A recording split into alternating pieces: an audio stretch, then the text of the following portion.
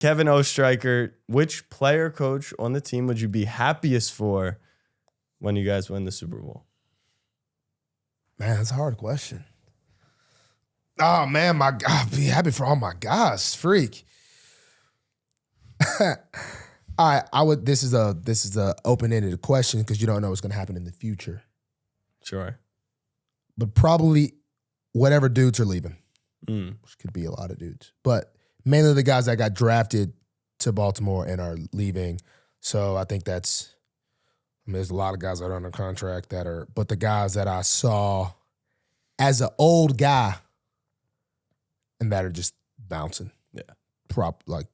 So because then they get to win the Super Bowl with you and get their bag, right? And get their bag. So the Geno, PQ, Matta Beeks, all people in that draft class are probably up. Yeah, that was 4 years. So they're that draft class.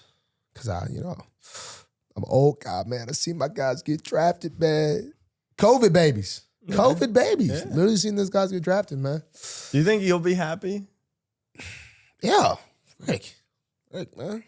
I came into this league with 2 goals, a Pro Bowl and a Super Bowl. And I just got an All-Pro with it. You know what I mean? I ain't know NFL, so I didn't even know really All-Pro even was a thing. I didn't really know what that was. So, you know what I'm saying? I completed the trio, high school, college, So that is definitely a dream. And I'm trying to beat my pops. That was the biggest thing. He got a Pro Bowl. He went to the Super Bowl. He got cooked. So... it'd be cool to get there and win. Do you think they'd let you lift the Lombardi? Instagram gonna see that Lombardi on the live. Yeah. But no, I probably won't get up on stage. They're probably not gonna let me on stage. But I'm gonna hold that Lombardi at some point, and that IG Live gonna be crazy the next morning. Whew, boys be hung over. They might get mad at me then. Yeah, that'd be a crazy plane ride back. That'd be a crazy plane ride back the next day. This one's actually from Dan Orlovsky. Dan Orlovsky? Yeah. You know him? Me and my boy, we was out there in Vegas. Yeah. On that golf course, at the Pro Bowl games. Yeah, I hit that thing about 300 yards. You did? Yeah. No, you didn't. Yeah, I did. Dan's downhill. Actually, no, you didn't. It was downhill. Uh-huh. The longest drive. No. At Topgolf or? No. We were in. You did not drive the ball 300. Dude, it was downhill.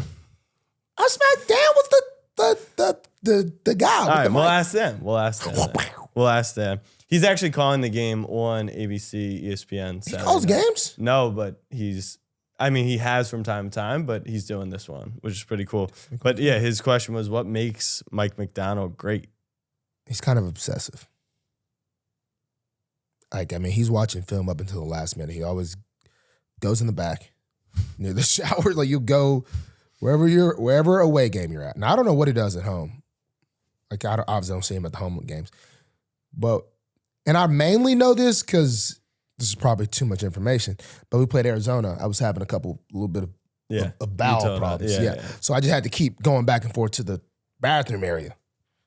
And I've always just noticed he's always just laying on the ground, watching film up until like the last moment he can watch film. And he's just very obsessive. And during the week, he's obsessive. It's not necessarily, I understand it's just coaching. Sometimes, you'd be like, but then it works out. You know what I mean? Like, even during a walkthrough. Yeah. Like, it's to the detail. He's like, hey, that didn't, are you?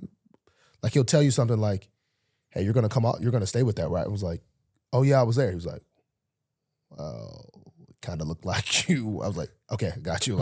Like he'll say something to me and I won't even know what he's talking about until I go watch it. And then I was like, oh, yeah, I was just doing this. So he's very, he's just so detailedly, I would say all good coaches are probably very detailed. Yeah. But not all are detailed to the T of obsessive. And I think that's what makes him really good. He's not that good. He shouldn't get a head coaching job. That's how I feel. There's a lot of head coaches. Flowing off that, Spencer asked, before Mike's system, you were that press man corner, and now you're playing in a more varied coverage scheme. What's that been like? And like, what's the most fun part about that change for you? It's definitely a little different. We used to basically live in man coverage. Yeah, I used to literally like live in man coverage. Now we just change up a lot more. There's a lot, I would say a lot less air. It's probably the biggest, that's the best way to say it. I would say there's just a lot less air in between just different things as far as matches and coverages. And does that mean like, you know, with Wink, it was just all out blitz, man to man. And you're saying there was more room for air. It seemed like with Wink, there was a little bit more, we made a lot more plays doing kind of somewhat the wrong thing. I would say like sometimes just guys just did some stuff that wasn't really, it was outside of the call and just kind of did things that weren't always, you know, it's like kind of this while Mike's got it just a little more angles. Yeah. So, that made sense in my head. Probably didn't make sense at all. Nah, I mean, all right, I don't play football anymore, but it sounds like you're saying What position were you? Running back. Yeah, I like that. Yeah. I like that. I mean, Keaton went down. You think I didn't get a call? EDC do be looking. He be on it. He be bottom of the barrel. He be on it. I only played in 8th grade, so not a ton. You only played 1 year? Yeah. I was a soccer player. Look at me. Why did you randomly? I wanted to try it out. First career carry, 10 yards. And then I finished the season like 6 carries, negative 18 yards. Yeah. That's why I only played 1 year. Yeah, do that math. I got benched 8th grade, so. Hey, me, you, MJ, it's just what it takes to be great.